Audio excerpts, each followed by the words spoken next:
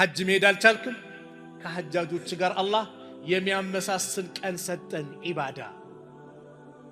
በአንድ ሐዲስ የአላህ መልእክተኛ ነብዩ አለይሂ ሰላቱ ወሰላም ሲናገሩ ስለነዚህ 10 ቀናቶች እያወሩ ስለ ኡዱሂያ አነሱ።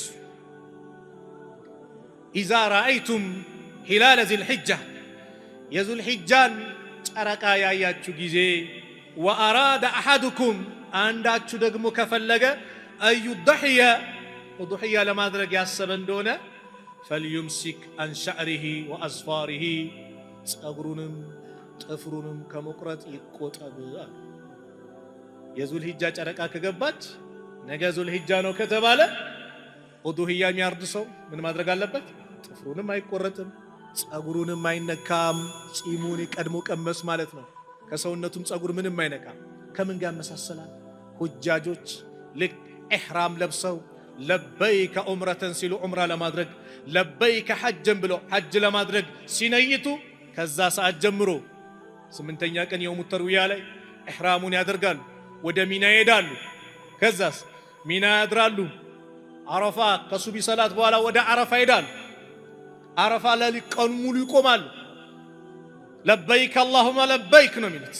ለበይከ ላ ሸሪከ ለከ ለበይከ ኢነል ሐምደ ወኒዕመተ ለከ ወልሙልክ ላ ሸሪከ ለክ የአላህን ብቸኛ ተመላኪነት ያስተጋባሉ። ከየትኛውም ቦታ የመጣ ከሰባቱም ሀገር የተሰባሰበ ይሄን ይናገራል። ፀሐይ ስትጠልቅ ወደ ሙዝደሊፋ ይመጣሉ። ሙዝደሊፋ ላይ መግሪብና ኢሻ ሳይደርሳሉ ጀሙ ተአኺር አድርገው ይሰግዳሉ። እዛው ያድራሉ። ከሱቢ በኋላ ወዴት ሄዳሉ? ጀመራት ሄዳሉ። ጀመራት ካደረጉ አላህ ወፍቃቸው እዛ የተመቻቸለት ደግሞ ጧፉን አድርጎ የዛኔ ጸጉሩን ምን ያደርጋል? ይላጫል።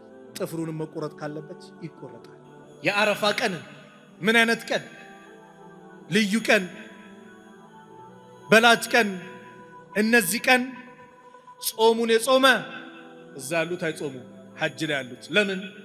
ዒባዳ ላይ ነው፣ ድካም አለ፣ አይጾሙም እነሱ። ነብዩ ሰለላሁ ዐለይሂ ወሰለም ግመል ላይ ሆኖ ጠጥተው ወተት እየጠጡ አሳዩ ለሰዎች እንዳልጾሙ ለማሳየት።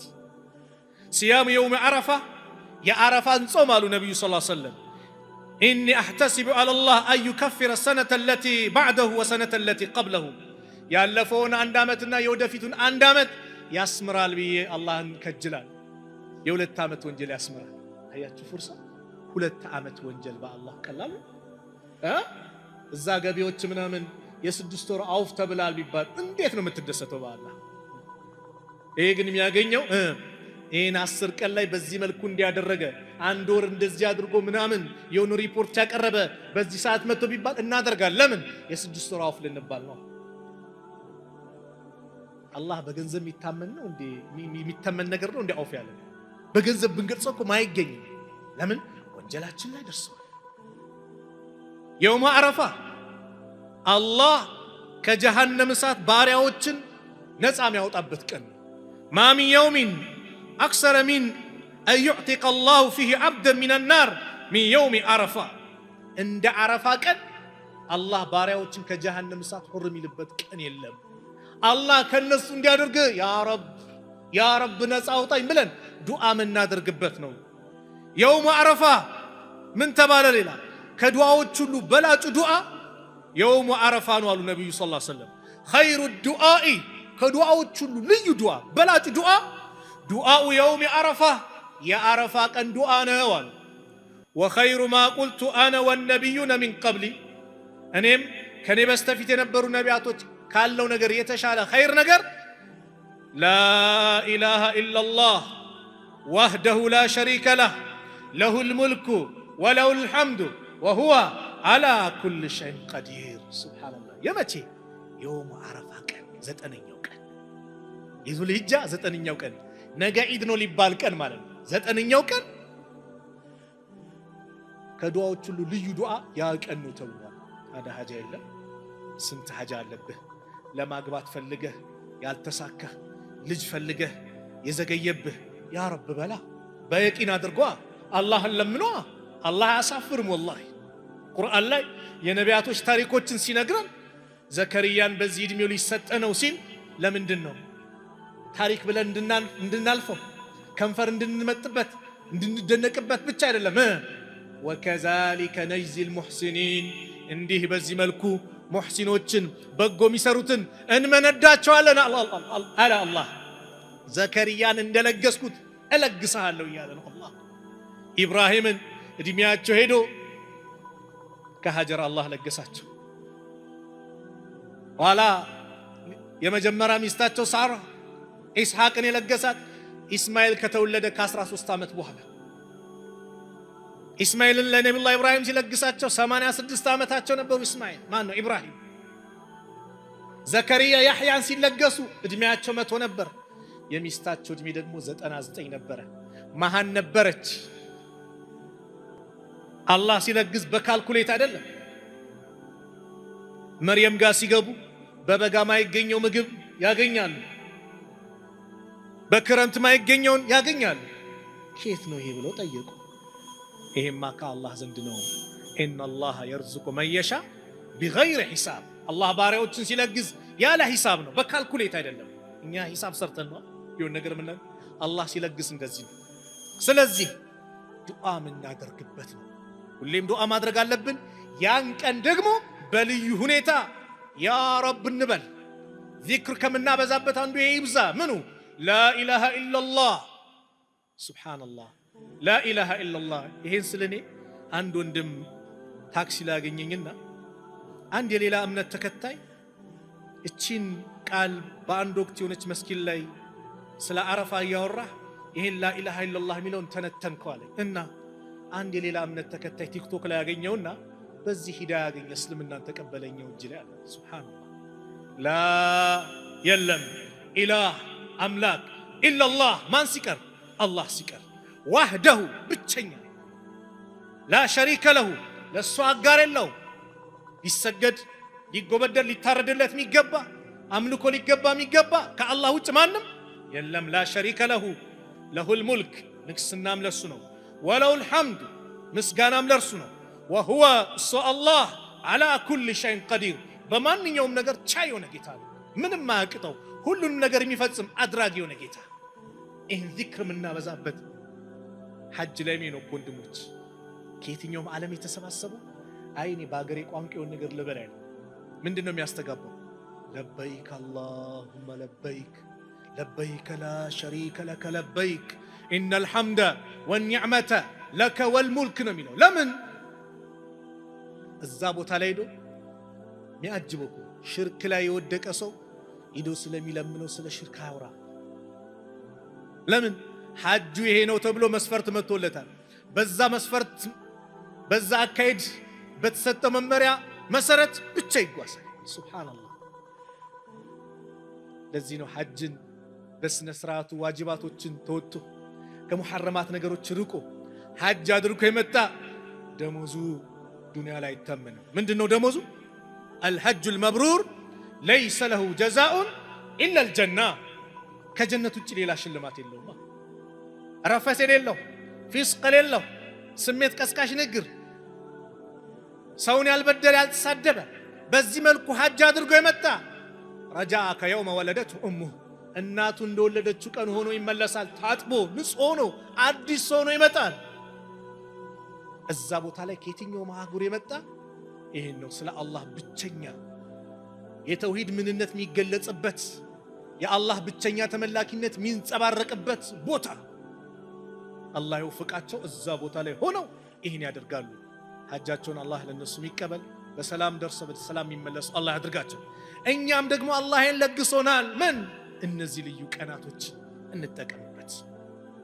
ለጎረቤት ምቹ አልክ አድሉን ተጠቀም። እስቲ ምቹ የሰዎችን ሐጃ ለማውጣት የሰዎችን ጉዳይ ለመፈጸም ሞክር። በሙስሊም ወንድሞች ላይ ደስታን ለመጣል ሞክር። አላህ ይደሰትብሃል። ነብዩ ሰለላሁ ዐለይሂ ወሰለም እኔ አንድ ወር እዚህ መስጊድ ላይ አሉ። መስጊዳችን ነው፣ መስጊዱ ንቡዋ እኮ ነው። ከሌላ ቦታ ሲሰገድ በ1000 የሚበልጥበት መስጊድ ላይ እኮ ነው።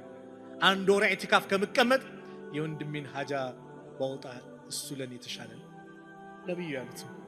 ታዲያ ወንድሞች እስቲ ዒድ ሊመጣ ነው ይባላል፣ ሲጨናነቁ አስደስታቸው። አባት የሞተባቸው አሉ፣ የቲም የሆኑ አሉ። አባታችን ቢኖር እኛ ጋር የሚታረድ ነበር ብለው ሊያለቅሱ አይገባም። አባታችን ቢኖር እኛም አዲስ ልብስ እንለብስ ነበር ብለው ሊያዝኑ አይገባም። አስደስታቸው፣ አላህ ይደሰትብሃል። ወላሂ አላህ ይደሰትብሃል።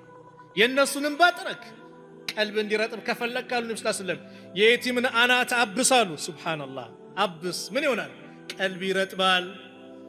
ያበላስ ታዲያ፣ ያጠጣስ ታዲያ፣ ያለበሰስ ምን ደረጃው ታዲያ አስቡት። ሱብሃንአላህ ነገ ምን ልጆቼን ትቼ ሄዳለሁ ብዬ በማሰብ ሌሎችን እንደዛው እናስብ። ደስታ እናስገባ። አላህ ቤት ውስጥ ደስታ ያስገባል። የመጣ በላ ካላህ ላይ ያነሷል። ለምን? ሰደቃ ነው። ሰደቃ በላን ይመልሳል። የአላህን ቁጣን ያበርዳል። መጥፎ አወዳደቅን እንዳትወድቅ ያደርጋል። ሰደቃ፣ መልካም ስራ መስራት፣ ሁሌም ለዚህ ነገር ዝግጁ መሆን አለብን። ሙስታዒድ ነህ። ስለዚህ ዒዱም ሲመጣ ይሄ ነው ደስታ። ዒድ ሲባል ኢስላም የራሱ ትናል። ሱብሃንአላህ ከአስሩ ቀን ልዩ ቀን የውሙ ነህር የእርዱ ቀን ተብሏል። እርድ ስታርድ በእያንዳንዱ ባረድከው ፍየል ሊሆን ይችላል፣ በግ፣ ከብት ጸጉሩ ልክ አጅር አለው ተብሏል። ምንዳውን ተመልከቱ። የኢባዳ ቀን ነው። ዚክር የምናደርግበት ቀን ነው። ዱዓ የምናደርግበት ነው። ዝምድናን የምንቀጥልበት ነው። ጎረቤቶቻችን የምናይበት ቀን።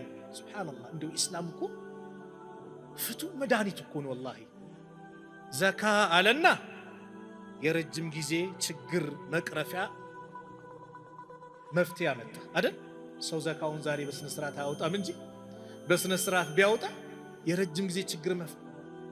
ይሄ አሰልፎ 100 ብር 200 ብር መስጠት አይደለም፣ ሰው ስራ ላይ እንዲገባ ማድረግ ነው። እዛው ዒደል ፊጥር ሲመጣ ዘካተል ፊጥር አመጣ፣ ዕለታዊ ደስታ ማግኛ፣ ሰዎች እንዲደሰቱ። አሁን ደግሞ ዒደል አድሃ ኡዱሂያ የሚለውን ህግ አመጣ። ኡዱሂያ እንዴት ነው? 3 ቦታ ይከፈላል አይደል? አንዱ እጅ ለማን ነው? ለምስኪኖች። ሱብሃንአላህ ለምን? ካንተ ጋር እንዲመሳሰሉ ነው። የዒድ ቀን የደስታ ቀን ስለሆነ አብሮ እንዲደሰቱ ነው። ምክንያቱም እዚህ ጋር የተደሰት እዚህ ጋር የሚያለቅስ ቢመጣ ደስታው ሙሉ ይሆናል እንዴ? አይሆንም። ደስታው ሙሉ አይሆንም። አያችሁ፣ እስልምና የረጅም ጊዜ የአጭር ጊዜ ምን አለው? ችግር መቅረፊያ አለው። እኛ ከኖርንበት በእስልምና መመሪያ ተከተጓዝን እነዚህ ጥቅሞችን እናገኝ። ስለዚህ ከዱንያ በላጭ የሆኑ ቀናቶችን እንጠቀምበት። ወላሂ እስቲ ከቁርአን ራቅን፣ ረመዳንን ቀራ ነው ረመዳን ወጣ፣ ቁርአንን አኮረፍና ይሄው ድሉን አላህ መጣ። ያ ረቢ ጽናት እንዲለግሰኝ እንዲኖረኝ አድርገህ ወፍቀኝ ብለን ዱዓ እናድርግ። በምን? በቁርአን ላይ በቁርአን ላይ የቻለ በቀን 3 ጁዝ እየቀራ ለማክተም ካልቻል ከአንድ ጁዝ እስቲ 10 ጁዝ እንኳን ንቅራ። በ10 ቀን የአላህን ደብዳቤ እናንብብበት። ከዛም ደግሞ ከረመዳን ነው ከዚህ ቀናቶች ከዙልሂጃ 10 ቀናቶች በኋላም ደግሞ ጽናት እንዲለግስ ዱዓ አድርግበት። ሰዒድ ብን ጁበይር ረሕመቱላህ ዐለይህ እነዚህ 10 ቀናቶች ሲመጡ ከወትሮ በተለየ መልኩ ኢባዳቸውን ያከናውኑ ነበር። እንደውም ምን ይላሉ? በእነዚህ 10 ቀናቶች ኩራዞችን እንዳታጠፉ ይላሉ። በወቅቱ ኩራዝ ስለነበረ ፋኖስ ስለነበረ ምንድነው ማብራቶችን እንዳታጠፉ፣ በኢባዳ ላይ ጠንከር በሉ። 9ኛውን ቀን ደግሞ ይላሉ ከናንተ አልፎ ኻዲሞቻችሁን ጭምር ቀስቅሱና ሱሁር ይመገቡ። ለምን? የውሙ ዓረፋ 9ኛን ቀን እንዲጾሙ። ስለዚህ የቤት አባወራ በልጅ ላይ ኃላፊነት አለብሽ፣ በሚስት ላይ ኃላፊነት አለብሽ። ነገ ደስተኛ እንድንሆን ጀነት ላይ እንድንሰባሰብ ዛሬ የምንሰራቸው ዒባዳ ወሳኝነት አላቸው። ልጅህን አበረታታው፣ ሚስትህን አንቃት፣ በዒባዳ አብራችሁን። የአላህ መልእክተኛ ዱዓ አደረጉ፣ አላህ ይዘንለት። ማን? ሌሊት ተነስቶ ሚስቱን የቀሰቀሰ እምቢ ስትለው ፊቷ ላይ ውሃ ይደፋባት። አላህ ይዘንላት። ለሷም ቀድማ ተነሳ የቀሰቀሰችው እምቢ ሲላት ውሃ የደፋችበት ማለት መርጨት ማለት ነው እንጂ አንድ ባልዲ ወንተ ገልብጥ አይደለም። አላህ ይዘንላቸው። በረካ ያለው ትዳር ይሆናል። በኢባዳ የሚበረታቱ ጥንዶች ባለ ትዳሮች ትዳራቸው ያማረ ይሆናል። ምን ካለው? ኢባዳ ካለው፣ አላህ መገዛት፣ አላህ መዘከር፣ አላህ የታወሰበት ትዳር ሁሌም በረካሉ ደስታው የሚያመጣው ማን ነው? አላህ ነው። አላህ ይዘንልን። በምንድን ነው የምንንቀሳቀሰው እኛ? ተነሽ ኳስ ጀምሯል፣ ድራማው ጀምሯል፣ ተነሽ። ይሄ በረካ ይኖረው። በረካ የሚኖረው ያ በኢባዳ እንበረታታ። አላህ በትዳራችን ለምን ያደርገናል? ደስተኛ ያደርጋል። ትንሽ ነገር ኖሮ ወላሂ እንድትብቃቅ እንድትደሰት ያደርጋል። በረካውን አላህ ያመጣዋል። ደስታ የሚባለውን ጣዕም እንድትቀምስ ያደርጋል። ምን ኢባዳ ላይ ስንበረታታ፣ ሁሌም ደስታ አላህን ስንቀርበው የምናገኘው። አላህ ተርቆ ወላሂ ደስታ የለም። ይሄንን ወቅ አላህን ርቀን ደስታ አይገኝም። ይሄው ተመልከቱ፣ አውሮፓዎች አላህን ራቁ፣ ደስታ ጠፋ። ደስታን ለማግኘት ያልፈነቀሉ ድንጋይ የለም። ወላሂ ምን አደረጉ? የኸምር አይነት ጠጡ። ኸምር አይነት የሚባሉ ውድ ኸምሮችን ከውጭም እያስመጡ ምን እያሉ ምን ፍለጋ? ደስታ አጡት። ዝሙቱን ፈጸሙት፣ ደስታውን አጡት። በሱም ስላረኩ ወንድ ለወንድ ጋብቻ ግብረ ሰዶሙን ፈጸሙ። ምን ፍለጋ? ደስታ ፍለጋ አጡት። የለም ብዙ ፋሂሻ የተባሉት አጸያፍ የተባሉ ተግባሮችን ፈጸሙ። ምን ፍለጋ? ደስታ። መጨረሻ ግን ደስታ ምን አሉ? የሚገኘው በቃ ራሳችንን አጥፈን ከዚች ዓለም ስንለይ ነው። ራሳቸውን በራሳቸው መውጋት ጀመሩ። ህይወታቸው ሊያጠፉ ባህር ውስጥ መክተት ጀመሩ። ኤሌክትሪክ መጨበጥ ጀመሩ። ይሄው አሜሪካን ብሰሙ፣ ሌሎች አውሮፓ ሀገር ብሰሙ ቁጥር አንዶች እነሱ ናቸው። ህይወት በራሳቸው እጅ በራሱ እጅ የሚያጠፋ እንደነሱ የለም። አላህ ምን አለ? አላ ቢዚክሪላህ ተጥመኢኑ ቁሉብ። አዋጅ ንቁ፣ አላህን በማውሳት ልቦናዎች ይረጋጋሉ። ደስታ ሊመጣ የሚችለው አላህን ስናወሳ፣ አላህን ስንዘክረው ነው፣ ስንቀርበው ነው፣ ስናስታውሰው ነው። አላህ ደስታ የሚሰጠን የአላህ ጥበቃ የሚመጣው እሱን ስናስታውስ ነው። አላህን ርቀን ከየትኛው ቤት በኩል ነው ደስታ የሚመጣው? በምን መልኩ አይገኝም ወላሂ።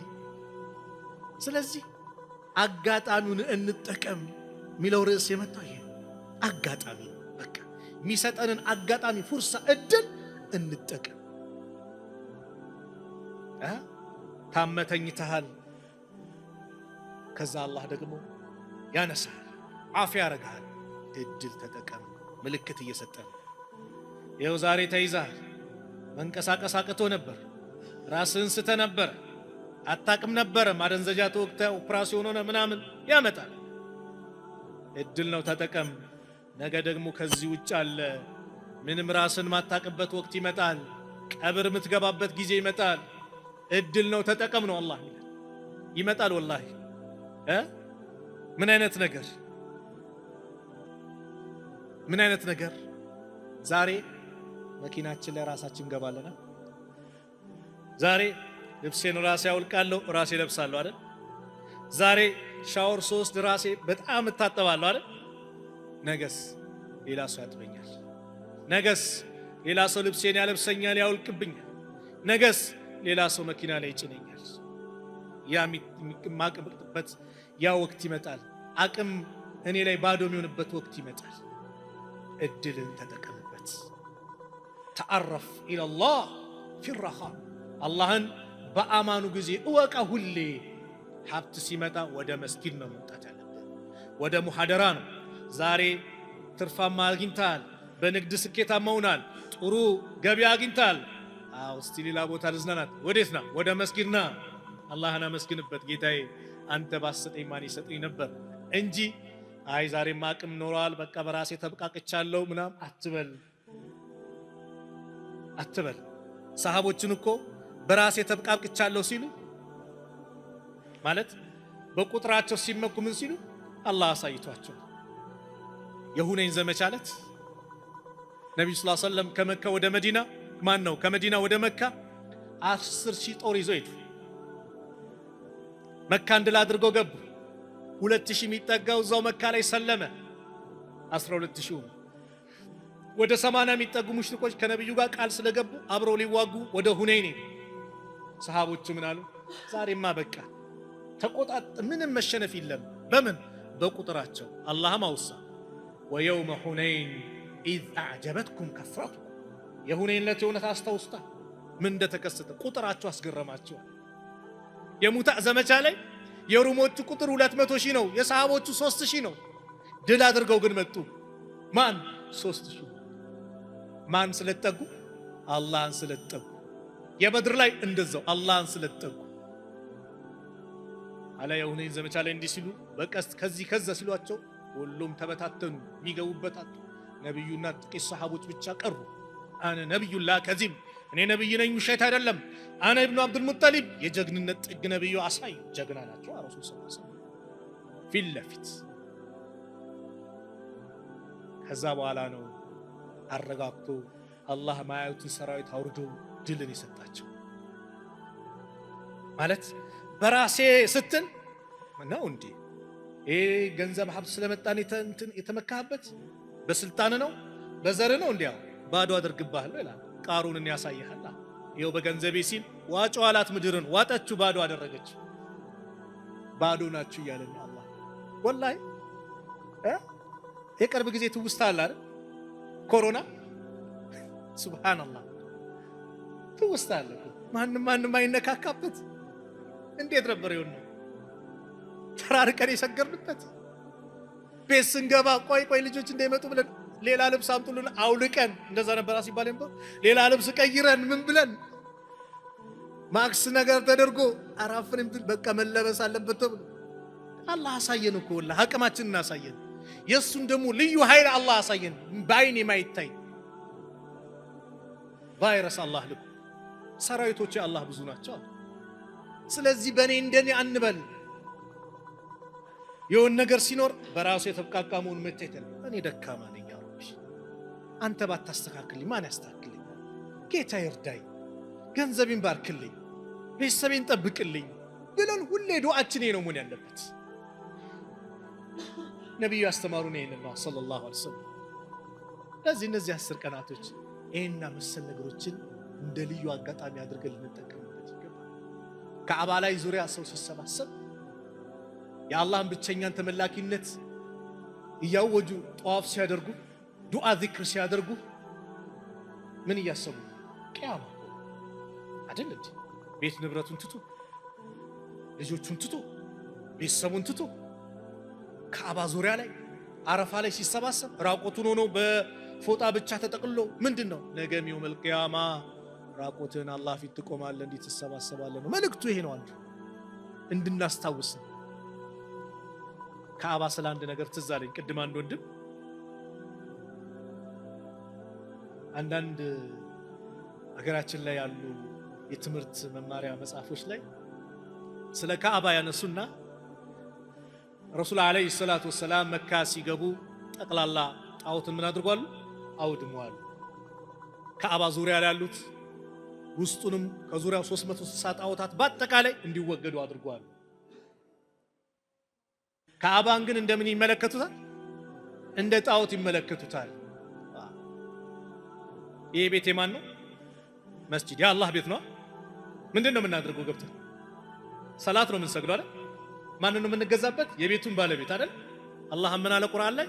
ፈልያዕቡዱ አለ። ከአባን አንስቶ ፈልያዕቡዱ ረበ ሃዛል በይት፣ የዚህም ቤት ባለቤት ጌታ ይገዙ። የቤቱ ጌታ ማን ነው? አላህ። እዚህ ነው እኮ ዑመር ምን አሉ?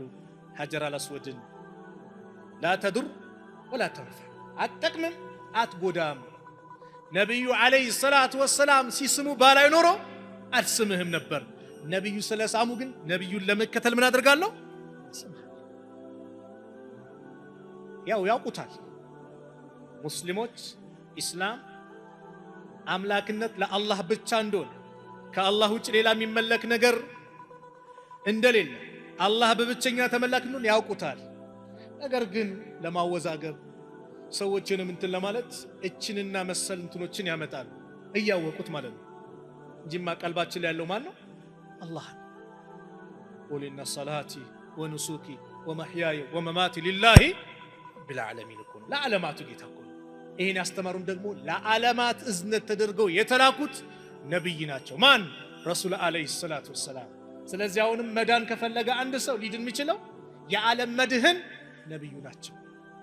ሁሉም ኢሳም ለአካባቢያቸውን የተላኩት፣ ሙሳም ለአካባቢያቸውን የተላኩት፣ ለዓለም መድህን የተላኩት ነብዩ ናቸው። ወማ አርሰልናከ ኢላ ረሕመተን ሊልዓለሚን ሙሐመድ ወይ እኛን አንተን ለዓለማት እዝነት አድርገን እንጂ አላክንም። የተላከው ለዓለም እዝነት ሰው ሊድን ፈላህ ነጃ ሊወጣ የሚችለው ከጭንቀቱ ሊወገድ የሚችለው የመጨረሻው ስኬት ጀነትን ሊያገኝ የሚችለው የነብዩን ሰለላሁ ዐለይሂ ወሰለም ጎዳና ሲከተል ብቻ ነው። ነብዩን ሲከተል የነብዩን ነብይነት ሲያረጋግጥ ነው።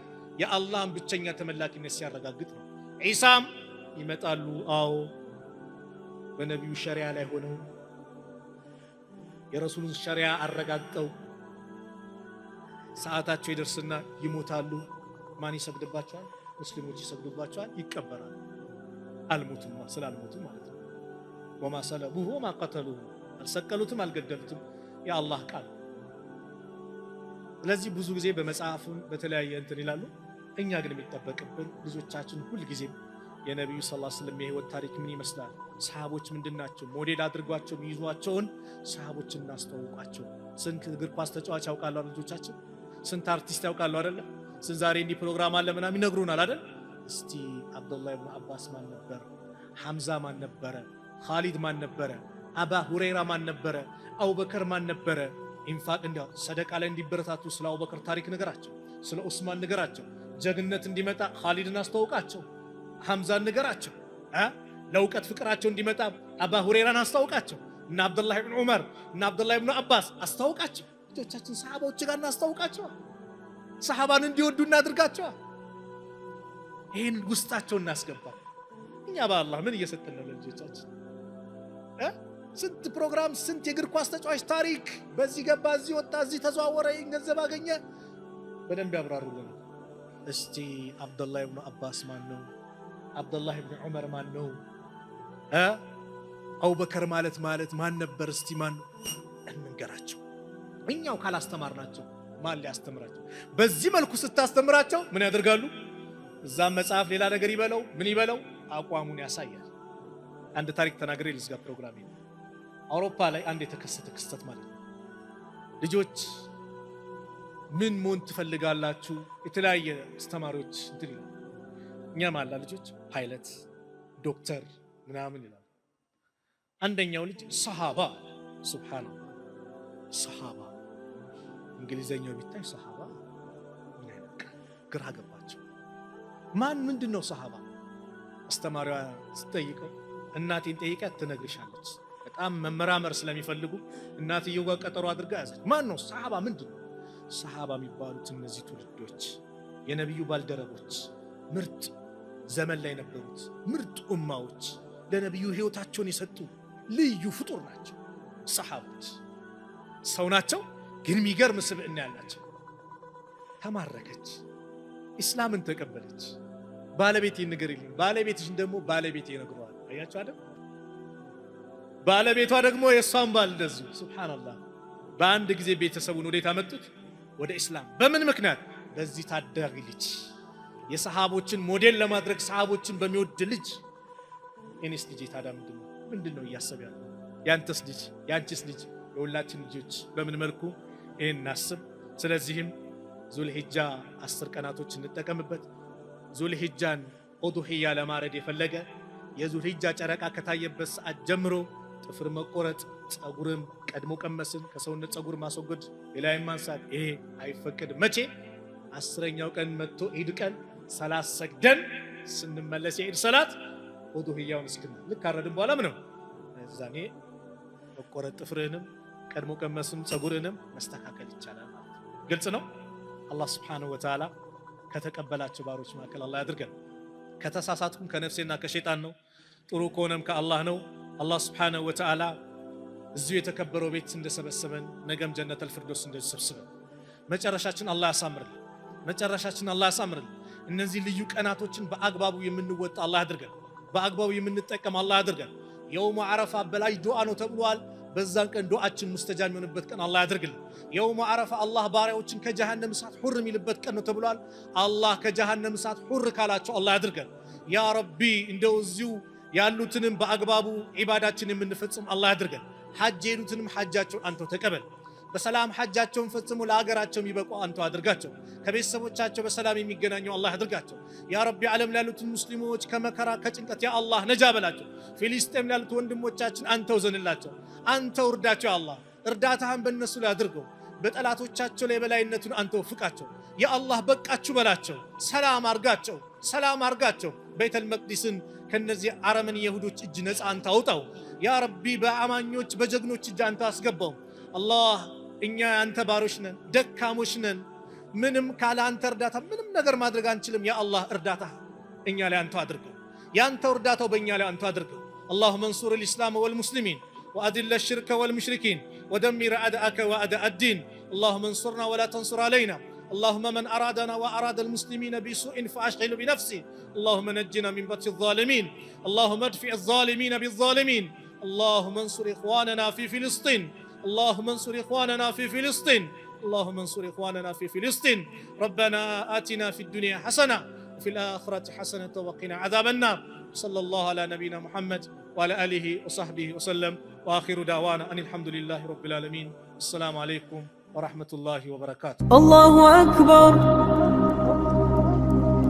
الله